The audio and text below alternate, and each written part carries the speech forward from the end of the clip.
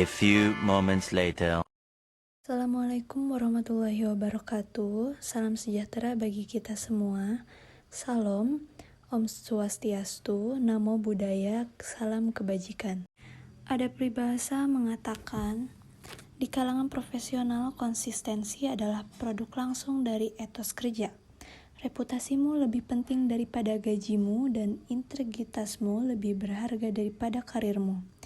Etika adalah mengetahui perbedaan antara apa yang berhak kamu lakukan dan apa yang benar untuk kamu lakukan. Inilah topik pembahasan materi kelompok kami. Perkenalkan, saya Nur Halimah, perwakilan kelompok 8 yang akan membantu jalannya presentasi kali ini. Berikut anggota kelompok kami. Dan untuk selanjutnya pada materi pertama yaitu ada periklanan dan etika. Periklanan dan etika. Periklanan merupakan salah satu alat yang paling umum digunakan perusahaan untuk mengarahkan komunikasi persuasif pada pembeli sasaran dan masyarakat. Periklanan pada dasarnya adalah bagian dari kehidupan industri modern. Kehidupan dunia modern saat ini sangat tergantung pada iklan. Menurut Mon Lily dan Charla Johnson, periklanan adalah komunikasi komersil dan non-personal tentang sebuah organisasi dan produk-produknya yang ditransaksikan ke suatu khalayak target melalui media bersifat massal seperti televisi, radio, koran, majalah, direct mail, reklame luar ruangan, atau kendaraan umum. Adapun etika periklanan, yang pertama, periklanan yang etis adalah tentang kebenaran, keadilan, dan kesetaraan dalam penyampaian pesan dan pengalaman konsumen. Iklan yang beretika adalah iklan yang jujur, akurat, dan memperjuangkan martabat manusia. Yang kedua, etika periklanan Indonesia atau EPI yang menjadi rambu-rambu para praktisi komunikasi. Pemasaran mensyaratkan bahwa iklan dan pelaku periklanan harus berlaku jujur, benar, dan bertanggung jawab. Harus bersaing secara sehat, harus melindungi dan menghargai khalayak, serta tidak merendahkan agama, budaya, negara, dan golongan tertentu.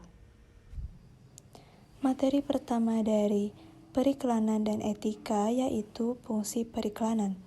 Fungsi periklanan yang paling utama adalah membantu mempromosikan produk atau jasa kepada calon konsumen dan mendorong mereka untuk membeli atau menggunakannya. Adapun fungsi-fungsi dari periklanan, menurut Anthony Carap 1958, antara lain yang pertama ada informing atau memberikan informasi. Periklanan membuat konsumen sadar atau aware akan merek-merek baru, mendidik merek tentang berbagai fitur dan manfaat merek, serta memfasilitasi penciptaan merek yang positif. 2. Persuading atau mempersuasi. Iklan yang efektif akan mampu mempersuasi atau membujuk pelanggan untuk mencoba produk dan jasa yang diiklankan. 3. Reminding atau mengingatkan. Iklan menjaga agar merek perusahaan tetap segar dalam ingatan konsumen. Periklanan yang efektif juga meningkatkan minat konsumen terhadap merek yang sudah ada dan pembelian sebuah merek yang mungkin tidak akan dipilihnya. 4. Adding value atau memberi nilai tambah. Terdapat 3 cara mendasar di mana perusahaan bisa memberi nilai tambah bagi penawaran-penawaran mereka, yaitu inovasi, penyempurnaan kualitas, atau mengubah persepsi konsumen. Ketiga komponen nilai tambah tersebut benar-benar independen. Nah, untuk yang selanjutnya teman-teman, di sini ada poin kedua, yaitu periklanan dan kebenaran. Pada umumnya, periklanan tidak mempunyai reputasi baik sebagai pelindung atau pejuang kebenaran. Iklan mempunyai unsur promosi seperti merayu konsumen, membujuk dengan cara memberi iming-iming calon pembeli. Karena itu, bahasa periklanan mempergunakan retorika tersendiri yang menandaskan bahwa produknya adalah yang terbaik atau nomor satu di bidangnya. Bahasa periklanan pada umumnya syarat dan superlatif dan hiperbol. Tetapi kerap kali iklan terkesan suka membohongi, menyesatkan, dan bahkan menipu publik. Seperti halnya dengan tidak mengatakan seluruh kebenaran. Misalnya karena mendiamkan sesuatu yang sebenarnya penting untuk diketahui. Dan untuk poin ketiga di sini ada manipulasi dengan periklanan.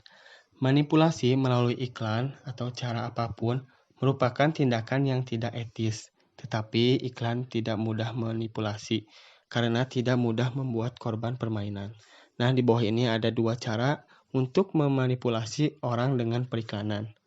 Yang pertama, di sini ada subliminal advertising. Maksudnya adalah teknik periklanan yang sekilas menyampaikan suatu pesan dengan begitu cepat sehingga tidak dipersepsikan dengan sadar, tapi tinggal di bawah ambang kesadaran. Teknik ini biasanya dipakai di bidang visual maupun audio. Teknik subliminal bisa sangat efektif. Contohnya dalam sebuah bioskop di New Jersey yang menyiapkan sebuah pesan subliminal dalam film yang isinya lapar makan popcorn. Dan konon waktu istirahat popcorn itu lebih jauh laris daripada biasanya. Dan kedua, di sini ada iklan yang ditunjukkan kepada anak. Iklan seperti ini pun harus dianggap kurang etis karena anak mudah dimanipulasi dan dipermainkan. Iklan lebih ditunjukkan langsung kepada anak tidak bisa dinilai lain daripada manipulasi saja. Dan karena itu harus ditolak sebagai tidak etis. Yang selanjutnya ada pengontrolan terhadap iklan. Industri periklanan harus memiliki kontrol yang memadai untuk mengkompensasi ketentraman ini. Pengendalian ini harus dilakukan terutama melalui 3 cara berikut. Yang pertama ada kontrol oleh pemerintah. Fungsi penting pemerintah adalah melindungi konsumen dari dampak buruk iklan. Di Amerika Serikat, lembaga pemerintah memantau praktik iklan dengan sederhana, antara lain melalui Badan Pengawas Obat dan Makanan dan Komisi Perdagangan Federal. Di Indonesia, iklan diawasi oleh Direktur Jenderal Pengawasan Obat dan Makanan atau POM, Kementerian Kesehatan. Lalu yang kedua ada kontrol pengiklan. Cara efektif memecahkan masalah etika dalam periklanan yaitu mandiri dalam dunia periklanan. Seperangkat standar dan pedoman yang diterima oleh pengiklan, khususnya Asosiasi Biro Iklan, jika kode etik diterima tentu juga harus dipatuhi. Di Indonesia, pemeriksaan aturan etika ini dipercaya kepada Komisi Periklanan Indonesia. Lalu yang terakhir ada kontrol oleh masyarakat. Semua orang wajib ada dalam memantau kualitas iklan dengan etika yang baik, dengan mendukung dan mempromosikan organisasi konsumen. Kita dapat menetralisir dampak negatif periklanan. Laporan konsumen terhadap sesuatu produk atau layanan sangat efektif dalam memeriksa kualitasnya dan sekaligus kebenaran iklannya. Selain itu, cara yang lebih baik untuk mengembangkan kualitas etika sebuah iklan dengan memberi hadiah pada iklan dengan rating terbaik. Di Indonesia ada Citra Adi Pariwara yang diberikan penghargaan setiap tahunnya oleh Asosiasi Perusahaan Periklanan Indonesia. 5. Penilaian etis terhadap iklan. 1. Maksud si pengiklan. Jika maksud si pengiklan tidak baik, dengan sendirinya moralitas iklan itu menjadi tidak baik juga. Jika maksud si pengiklan adalah membuat iklan yang menyesatkan, tentunya iklannya menjadi tidak etis. 2. Isi iklan. Menurut isinya, iklan harus benar dan tidak boleh mengandung unsur yang menyesatkan. Iklan menjadi tidak etis pula bila mendiamkan sesuatu yang sebenarnya penting. Namun demikian, kita tidak boleh melupakan bahwa iklan diadakan dalam rangka promosi. Karena itu, informasinya tidak perlu selengkap dan seobjektif seperti laporan dari instansi netral. 3. Keadaan publik yang tertuju. Yang dimengerti di sini dengan publik adalah orang dewasa yang normal dan mempunyai informasi cukup tentang produk atau jasa yang diiklankan. 4. Kebiasaan di bidang periklanan. Periklanan selalu dipraktekkan dalam rangka suatu tradisi, di mana ada tradisi periklanan yang sudah lama dan terbentuk kuat Tentu masuk akal saja bila beberapa iklan lebih mudah diterima daripada di mana praktek periklanan baru mulai dijalankan pada skala besar.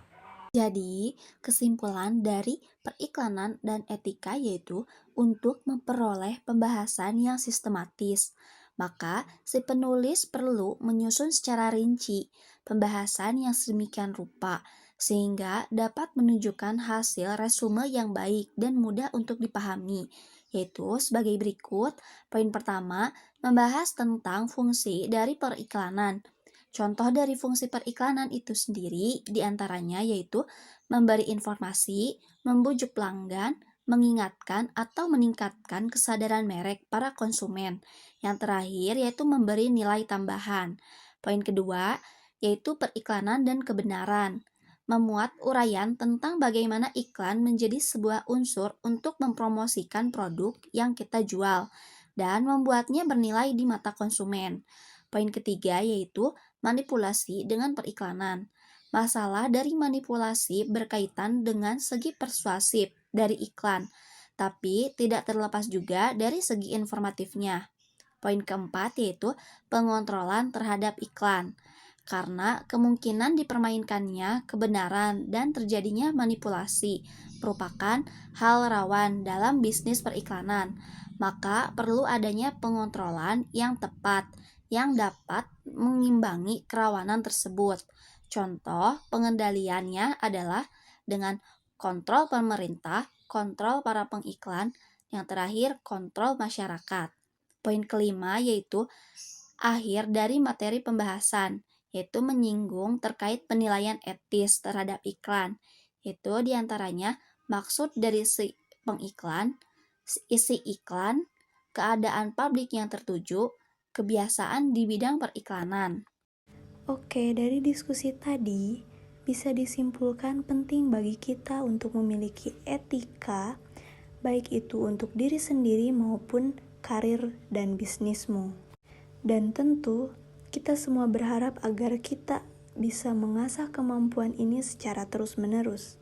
Sekian presentasi yang kami sampaikan, malu bertanya sesat di jalan, tetapi kami sedang tidak dalam perjalanan, jadi jangan bertanya. A few moments later. Terima kasih atas atensinya teman-teman.